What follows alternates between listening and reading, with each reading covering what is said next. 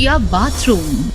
बहुत समय पहले किसी शहर में राहुल नाम का आदमी अपनी पत्नी मेनका और बेटी चिंकी के साथ रहता था।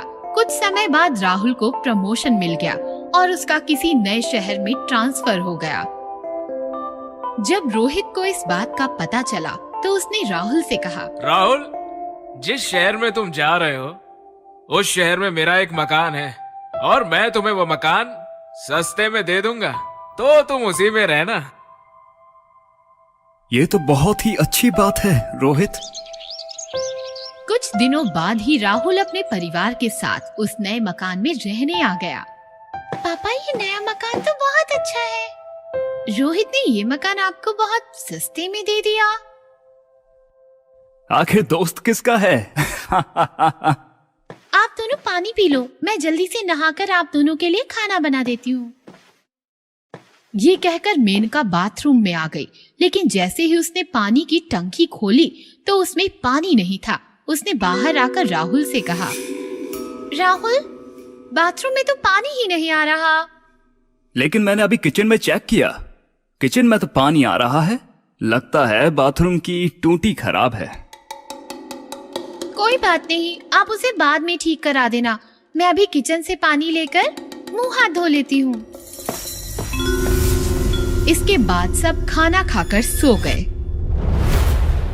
अगले दिन राहुल ने फोन करके प्लम्बर को बुलाया। बाथरूम की टूटियां ठीक कर दो, उनमें पानी नहीं आ रहा है। लेकिन प्लम्बर ने बाथरूम की टंकी खोल कर देखा तो उसमें पानी टपकने लगा। साहब, इसमें तो पानी आ रहा है, शायद आपने पूरी टूटी नहीं खोली थी। ये कहकर प्लम्बर वहाँ से चला गया। बाथरूम की टूटी एकदम ठीक है। मेनका ने मुझे ऐसे ही तंग किया। चलो कोई बात नहीं, मैं जल्दी से नहा लेता हूँ। लेकिन फिर जैसे ही राहुल ने नहाने के लिए शावर की टंकी खोली तो पानी आना बंद हो गया। ये पानी को क्या हो गया? तभी अचानक कमरे का बल्ब बंद हो गया और बाथरूम में डरावनी आवाजें आने लगी। ये क्या हो रहा है? कौन है? कौन ये आवाजें निकाल रहा है? अचानक आवाजें और तेज हो गई और फिर राहुल के सामने बहुत बड़ा और डरावना भूत आ गया। भूत! भूत!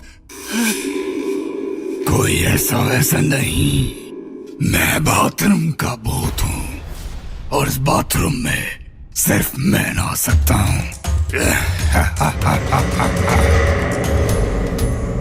राहुल ने जल्दी से तौलिया लपेटा और वो बाथरूम से बाहर आ गया। भूत! भूत! मैंने कहा बाथरूम में भूत है। क्या? भूत? बाथरूम में भूत है? हाँ, बाथरूम में बहुत डरावना भूत है। हम इस घर में नहीं रह सकते। मैं अभी रोहित से बात करता हूँ। रोहित, इस घर में तो भूत है। तो तुम्हें पता चल ही गया। क्या तुम इस भूत के बारे में जानते थे और तुमने फिर भी मुझे मकान बेचा? जो प्रमोशन तुम्हें मिली है वो प्रमोशन मुझे मिलनी चाहिए थी, इसलिए मैंने इस घर को तुम्हें बेचकर तुमसे इसका बदला लिया। अब बातों में टाइम मत गवाओ, तुम जल्दी से इस घर को छोड़कर भाग जाओ, वरना ये जो भूत है ना वो तुम्हें और तुम्हारे परिवार को जान से मार देगा। उस रोहित ने जानबूझकर हमें ये मकान बेचा है। तभी बाथरूम से टूथब्रश, टूथपेस्ट, साबुन, पानी का मग्गा और शैम्पू की बोतल उड़ती हुई आई और उन तीनों के आसपास घूमने लगी। ये मेरा बाथरूम है, इस बाथरूम में मैं नहाता हूँ। जल्दी से इस घर से भागो। लेकिन पापा, कपड़े तो पहन लो। पहले जान बचा लूं, फिर कपड़े भी पहन लूंगा। और फिर वो तीनों अपनी जान बचाकर उस घर को छोड़कर चले गए। मैंने कहा था ना, ये मेरा बाथरूम है और इस बाथरूम में सिर्फ मैं नहाता हूँ। रसोड़े में भूत था। सबको पता है कि रसोड़े में कौन था, लेकिन हमें जो पता है वह किसी को नहीं पता। अब हम आपको जो दिखाने जा रहे हैं वह देखकर आपका दिल दहल जाएगा। दुनिया समझती है भूती परिवार की दो बहुएं हैं, आशी और ओपी। पर भोदी परिवार की 3 बहुएं थी। तीसरी का नाम था शकुंतला। कोकिला बहन भोदी का दिकरा रहम भोदी की पहली बीवी थी शकुंतला, जो कोकी बेन का टॉर्चर सह ना पाई और उसने अपने कमरे में फांसी लगाकर आत्महत्या कर ली। भोदी परिवार की इज्जत बचाए रखने के लिए यह बात कभी बाहर ही नहीं आई। फिर कुछ साल बाद भोदी परिवार में 2 बहनें बहू बनकर आईं, आशी और ओपी, और दोनों भी कोकी बेन भोदी के टॉर्चर का शिकार बन गई। रसोड़ा। आशी और ओपी रसोड़े में नाश्ते की तैयारी कर रही थी। तभी वहां भोदी परिवार की हिटलर सास कोकी बेन आती है। आशी, ओपी, क्या कर रही हो तुम? जय श्री कृष्णा काकी जी। जय श्री कृष्णा माँ जी। जय श्री कृष्णा। बहरी हो क्या? मैंने पूछा क्या कर रही हो? काकी जी नाश्ता बना रही हैं, ढोकला बना रही हैं। ढोकला? तुम जानती हो ना, ढोकला मुझे कतई पसंद नहीं। तो बताइए माँ जी, क्या बनाऊं आपके लिए? छोले भटूरे। ठीक है माँ जी, मैं बनाती हूँ। तब तक आप जूस पी लीजिए। ओपी बहू ग्लास में जूस भरकर कोकी को देने जाती है कि अचानक वह फिसल जाती है और जूस कोकी की साड़ी पर गिरता है। कोकी गुस्सा होती है और ओपी को तमाचा मारती है। बेवकूफ लड़की, काम करने की अकल नहीं, मेरी साड़ी खराब कर दी। माफ कीजिए माँ जी, आप बाथरूम होकर आइए, ठीक हो जाएगा। तुम भी चलो मेरे साथ। मैं बस कुकर में चने चढ़ाकर आती हूँ। कोकी बेन बाथरूम जाती है। ओपी कुकर में चने चढ़ाती है और बाथरूम की तरफ भागती है। हिटलर औरत मेरी फूल सी बहन पर हाथ उठाती है, मैं इसे छोड़ूंगी नहीं। तभी आशी को मम्मी का फोन आता है और वह बातें करते करते बाहर चली जाती है। अचानक रसोड़े का माहौल बदल जाता है। तेज हवा चलने लगती है, खिड़कियां खड़खड़ाने लगती हैं और रहम भोदी की पहली बीवी शकुंतला का भूत रसोड़े में प्रकट होता है। कितने सालों से भटक रही हूँ, बदले की आग में जल रही हूँ। कोकी से बदला लेने का यह अच्छा मौका है। कुकर से चने निकालकर खाली कुकर गैस पर चढ़ा देती हूँ। कोकी के रसोड़े में आते ही धमाका हो जाएगा।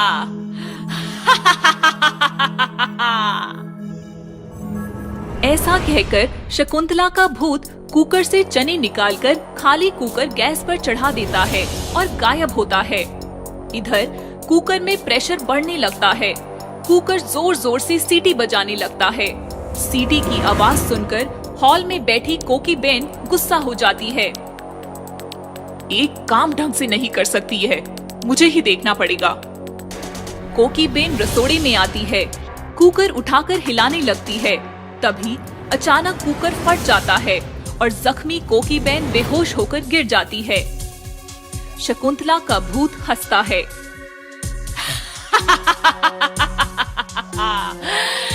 मजा आ गया।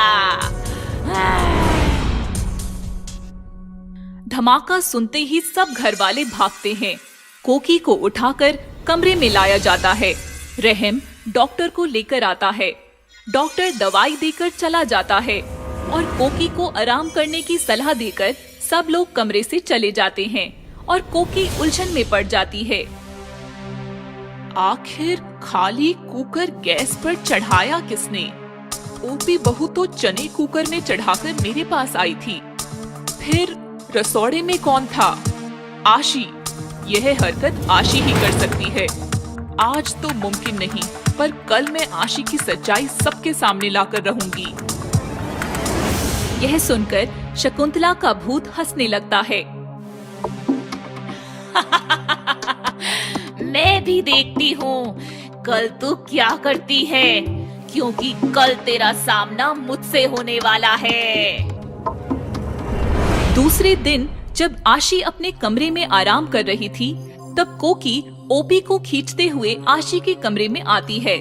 बा और मोटा भाभी भी कोकी के पीछे पीछे आशी के कमरे में दाखिल होते हैं। क्या बात है, आप सब यहाँ कैसे? ओपी बहू, कल मेरी साड़ी पर जूस गिरा था और मैं नहाने बाथरूम में गई थी। तुम चने कुकर में चढ़ाकर मेरे पास आई थी। तब रसोड़े में कौन था? मैं थी? तुम थी? कौन था? कौन था? तभी शकुंतला भूत ओपी के शरीर में घुस जाता है और कहता है, भूत था, कल रसोड़े में भूत था, मेरा भूत, शकुंतला का भूत। यह सुनकर सब लोग हैरान हो जाते हैं। शकुंतला, तुम तो मर चुकी हो ना? हाँ, मर चुकी हूँ, पर तुम्हें सबक सिखाने वापस आई हूँ। तुमने मुझे बहुत टॉर्चर किया था कोकी, पर मैं तुम्हें और किसी पर जुल्म नहीं करने दूंगी। ओह, तो कल खाली कुकर तुमने गैस पर रखा था मुझे नुकसान पहुंचाने के लिए? तो तुम्हें क्या लगा रसोड़े में राशि थी? अरे वह तो अपनी मम्मी से फोन पर बात कर रही थी। इसी मौके का फायदा उठाकर मैंने कुकर से चने निकाल दिए और खाली कुकर गैस पर चढ़ा दिया, सिर्फ तुम्हें सबक सिखाने के लिए। मुझे सबक सिखाने के लिए? हाँ, तुम्हें सबक सिखाने के लिए। कैसा लगा मेरा सबक? अगर तुमने फिर से ओपी और आशी को तकलीफ पहुंचाई तो मुझसे बुरा कोई नहीं होगा। और अगर 2 मिनट के अंदर तू यहाँ से नहीं गई तो मुझसे बुरा कोई नहीं होगा। नहीं जाऊंगी। क्या करेगी तू? नहीं जाएगी? रुक, रहम दिख रहा। रहम का नाम सुनते ही शकुंतला का भूत बुरी तरह डर जाता है, कांपने लगता है और ओपी का शरीर छोड़कर 2 सेकंड में ही भाग जाता है। ओपी जोर से झटका खाती है और होश में आती है। माँ जी, यह मुझे क्या हो गया था? क्या किसी भूत ने वश किया था मुझे? हाँ, तुम दोनों को भूत ने वश किया है और वह भूत है काम चोरी का भूत। आइंदा किसी भूत के बहकावे में आकर मुझसे पंगा लेने की कोशिश की तो मुझसे बुरा कोई नहीं होगा, समझी गए हो? जी काकी जी। तो खड़ी क्या हो, लग जाओ काम पर, भागो रसोड़े में। आशी और ओपी रसोड़े भागती हैं और काम पर लग जाती हैं। शकुंतला का भूत भी सदा सदा के लिए भाग जाता है और कोकी बहन भोदी का टॉर्चर फिर से शुरू हो जाता है। भूतिया अलमारी। कहानी है लखनऊ शहर की। राकेश की पढ़ाई लखनऊ में ही पूरी हो गई थी और वो बैंक में मैनेजर भी रह चुका था। लखनऊ में उसने घर भी खरीदा था। कुछ दिनों के लिए राकेश अपने गांव गया तो रिश्तेदारों ने उसकी शादी विनीता से कर दी और राकेश विनीता लखनऊ आ गए। घर देखकर विनीता खुश हो गई और घर को समेटने में जुट गई। उसे एक अलमारी की जरूरत महसूस हुई तो राकेश म्यूजियम से एक अलमारी खरीद कर लाया। काफी पुरानी और कीमती है, नवाबों की लगती है। एक रात राकेश और विनीता सो रहे थे। अचानक विनीता की नींद खुली। सारे घर में धुआं फैल गया था। विनीता ने अलमारी की तरफ देखा तो उसके होश उड़ गए। अलमारी से धुआं आ रहा था। अरे अरे उठो उठो, अलमारी जल रही है। राकेश जाग गया। उसने अलमारी खोली तो अलमारी में आग लगी थी। राकेश ने सारे कपड़े जमीन पर पटक कर आग बुझाई। अचानक आग कैसे लग गई? शॉर्ट सर्किट का चक्कर लगता है शायद। विनीता ने अलमारी की तरफ देखा तो उसके होश उड़ गए। फर्श पर बिखरे पड़े सारे कपड़े विनीता ने चेक किए। राकेश, तुमने एक बात नोटिस नहीं की? इतनी आग लगने के बावजूद भी अलमारी पर एक खरोच तक नहीं आई।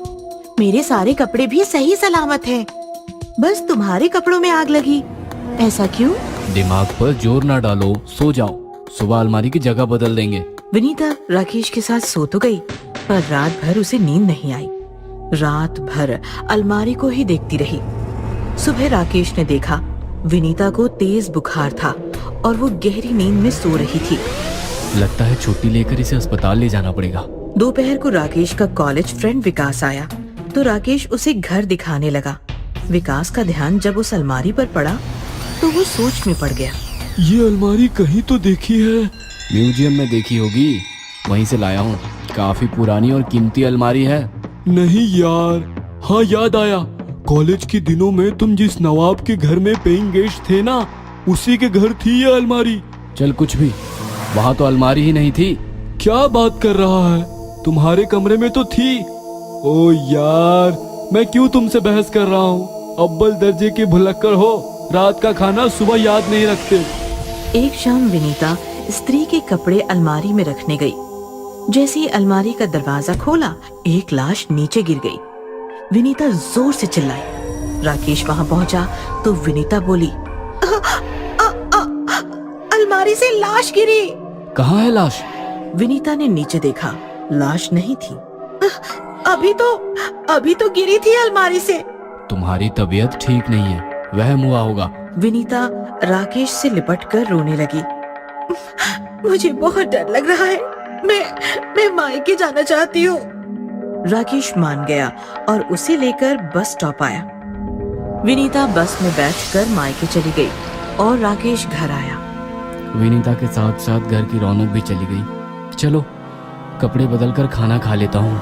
राकेश कपड़े बदलने बेडरूम आया तो नजारा देखकर चौंक गया। एक औरत बिस्तर पर लेटी थी। कौन हो तुम? घर में कैसे आई? औरत जैसे ही राकेश की तरफ मुड़ी, डर से राकेश की चीख निकल गई। वो औरत भयानक भूतनी थी।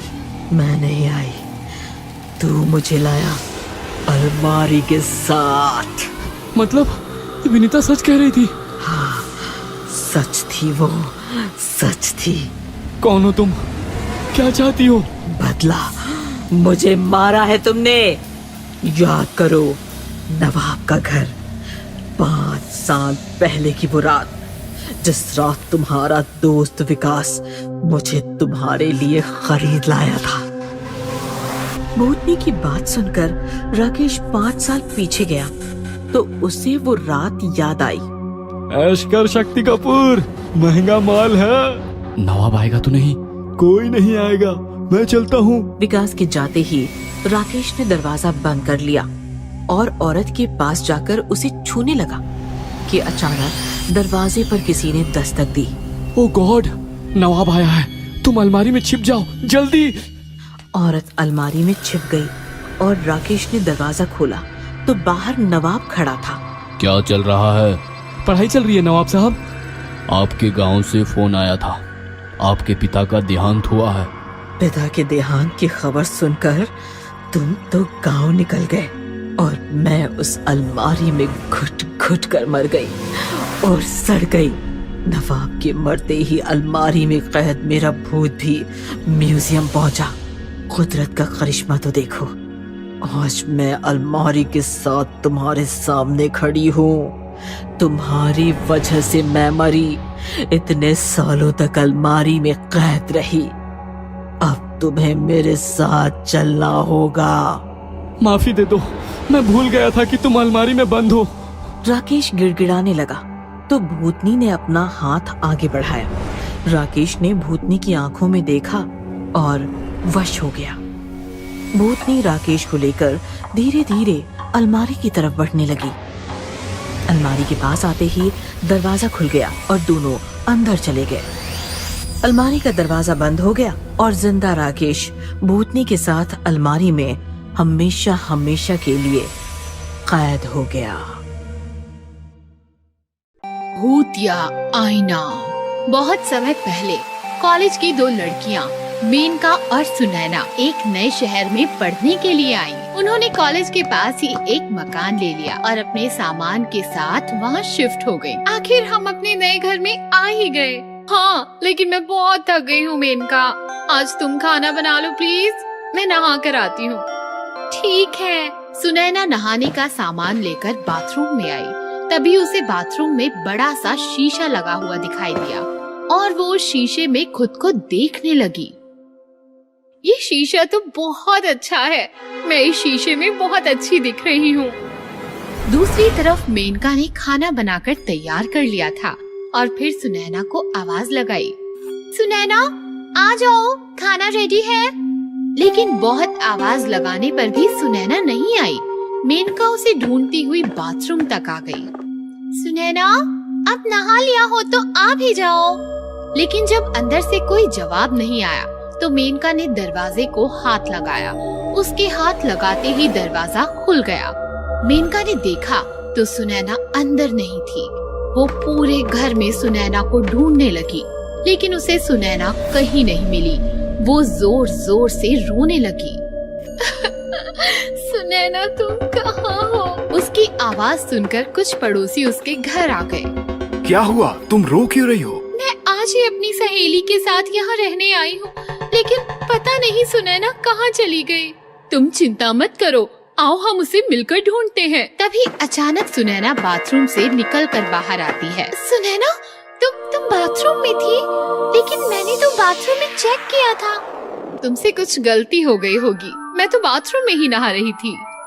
चलो छोड़ो वो सब, आओ खाना खाते हैं। फिर जैसे ही वो खाना खाने लगे, सुनैना खाने पर टूट पड़ी। वो ऐसे खाना खा रही थी जैसे उसने कई सालों से खाना ना खाया हो। सुनैना, ये तुम कैसे खा रही हो? चुप करो, मैं ऐसे ही खाना खाती हूँ। तो तुम ऐसे क्यों बोल रही हो? मुझे डर लग रहा है। अगले दिन मेनका ने सुनैना से कहा, सुनैना, मैंने नहा लिया, अब तुम भी नहा लो। मुझे नहाना अच्छा नहीं लगता, इसीलिए मुझे दोबारा नहाने के लिए मत कहना। सुनैना के व्यवहार में अचानक आए इस बदलाव को देखकर मेनका को चिंता होने लगी। एक दिन मेनका सुनैना के नाम का प्रसाद चढ़ाने के लिए मंदिर गई। उसने पंडित जी से कहा, पंडित जी, पिछले कुछ दिनों से मेरी सहेली सुनैना बहुत बदल गई है। ना वो मुझसे ठीक से बात करती है और ना नहाती है, और खाना तो वो एकदम जानवरों की तरह खाती है। तुम चिंता मत करो बेटी, उसे ये भगवान पे चढ़ाया हुआ प्रसाद खिलाना, वो ठीक हो जाएगा। प्रसाद लेकर मेनका घर आ गई। सुनैना, मैं मंदिर से तुम्हारे लिए प्रसाद लाई हूँ।